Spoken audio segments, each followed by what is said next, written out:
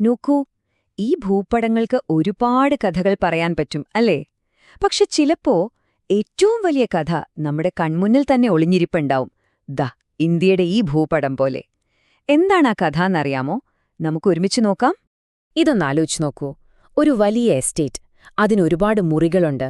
ആ മുറികളെയെല്ലാം ബന്ധിപ്പിക്കുന്നത് നടുവിലുള്ളൊരു മുറ്റമാണ്. അതുപോലെയാണ് ഇന്ത്യയും. ഈ ഒരു താരതമ്യമുണ്ടല്ലോ, അതാണ് ഈ മുഴുവൻ പ്രദേശത്തിന്റെയും ഒരു ജിയോ പൊളിറ്റിക്സ് മനസ്സിലാക്കാനുള്ള താക്കോൽ. അപ്പോ ഇന്ത്യ ആ എസ്റ്റേറ്റിന്റെ നടുമുറ്റമാണെന്നുള്ള ആശയം മനസ്സിൽ വെച്ച് നമുക്ക് മുന്നോട്ടു പോകാം. ശരി, അപ്പോൾ നമുക്ക് ആ പറഞ്ഞ വലിയ എസ്റ്റേറ്റിലൂടെ ഒന്നിറങ്ങി നടന്നാലോ? എവിടുന്ന് തുടങ്ങണം? അതിന്റെ ഏറ്റവും പ്രധാനപ്പെട്ട ഒരു പ്രത്യേകതയിൽ നിന്ന് തന്നെ തുടങ്ങാം.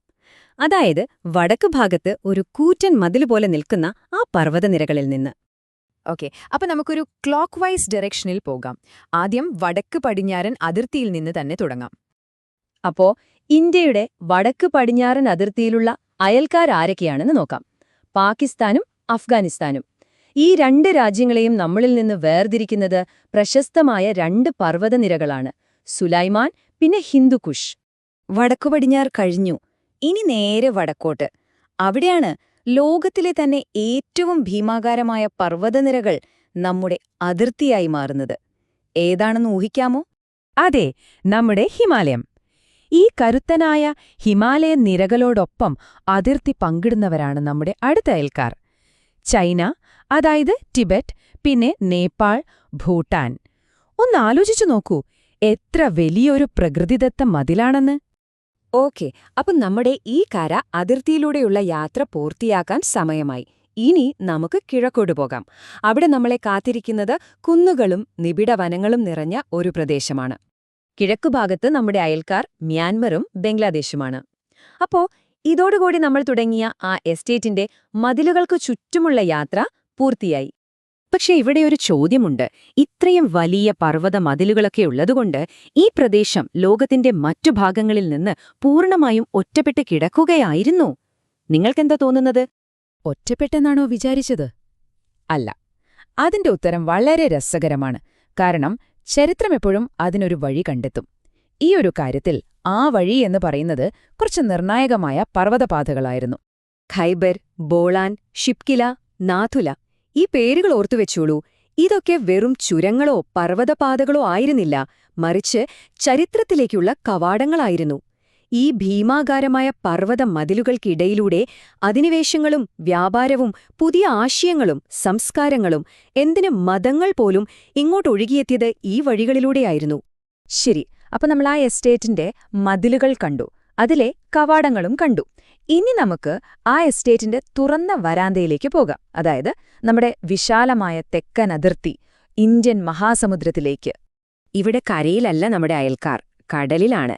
പ്രധാനമായും രണ്ട് ദ്വീപരാഷ്ട്രങ്ങൾ. ഒന്ന് നമുക്കെല്ലാവർക്കും അറിയാവുന്ന പാക് കടലടിക്കിനും ഗൾഫ് ഓഫ് മാന്നാറിനും അപ്പുറത്തുള്ള ശ്രീലങ്ക. പിന്നെ നമ്മുടെ ലക്ഷദ്വീപിന് തെക്കായി കിടക്കുന്ന മനോഹരമായ ദ്വീപ് സമൂഹമായ മാലിദ്വീപ്. അപ്പോ ഒന്ന് ആലോചിച്ചു നോക്കൂ. വടക്ക് പർവ്വതങ്ങളുടെ കൂറ്റൻ മതിലുകൾ, തെക്ക് വിശാലമായ സമുദ്രം. ഇങ്ങനെ ഒരു പ്രത്യേക രീതിയിലുള്ള ഭൂപ്രകൃതി കാരണം ഈ പ്രദേശത്തിന് ഒരു പ്രത്യേക പേര് തന്നെയുണ്ട്.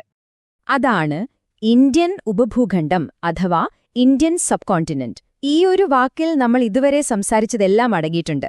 അതായത് ഏഷ്യയുടെ മറ്റു ഭാഗങ്ങളിൽ നിന്ന് പ്രകൃതിദത്തമായ അതിർത്തികളാൽ വേറിട്ട് നിൽക്കുന്ന ഒരു വലിയ, ഒരു തരത്തിൽ സ്വയം പര്യാപ്തമായ ഭൂപ്രദേശം. അപ്പോ ഈ ഉപഭൂഖണ്ഡം എന്നു പറയുന്ന ഈ വലിയ വീട്ടിൽ, അല്ലെങ്കിൽ ഈ എസ്റ്റേറ്റിൽ ആരൊക്കെയാണ് താമസക്കാർ? ഇന്ത്യ, പാകിസ്ഥാൻ, നേപ്പാൾ, ഭൂട്ടാൻ, ബംഗ്ലാദേശ്, പിന്നെ കടലിനപ്പുറത്തുള്ള നമ്മുടെ അയൽക്കാരായ ശ്രീലങ്കയും.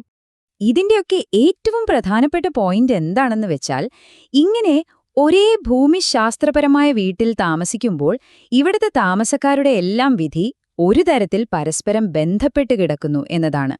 ഇതിനൊരു നല്ല ഉദാഹരണം വേണോ? ബംഗാൾ ഉൾക്കടലിൽ ഒരു ചുഴലിക്കാറ്റ് രൂപപ്പെട്ടാൽ അത് ഇന്ത്യയെ മാത്രം ബാധിച്ചിട്ട് ബംഗ്ലാദേശിനെ വെറുതെ വിടുമോ? ഇല്ല, അത് രണ്ട് രാജ്യങ്ങളെയും ഒരുപോലെ ബാധിക്കും. അതുപോലെയാണ് ഹിമാലയത്തിൽ നിന്നുത്ഭവിക്കുന്ന നദികൾ.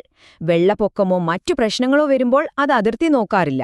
ചുരുക്കി പറഞ്ഞാൽ, പ്രകൃതിയുടെ വെല്ലുവിളികൾക്ക് നമ്മുടെ രാഷ്ട്രീയ അതിർത്തികളൊന്നും ഒരു വിഷയമേ അല്ല. അപ്പൊ ചുരുക്കി പറഞ്ഞാല്, പ്രകൃതി അല്ലെങ്കിൽ ഭൂമിശാസ്ത്രം ഈ വീട് നമുക്കായി പണിതു തന്നു. പക്ഷെ അതിലെ താമസക്കാരായ നമ്മള് എങ്ങനെ ഇതിനകത്ത് ഒരുമിച്ച് ജീവിക്കാൻ തീരുമാനിക്കും?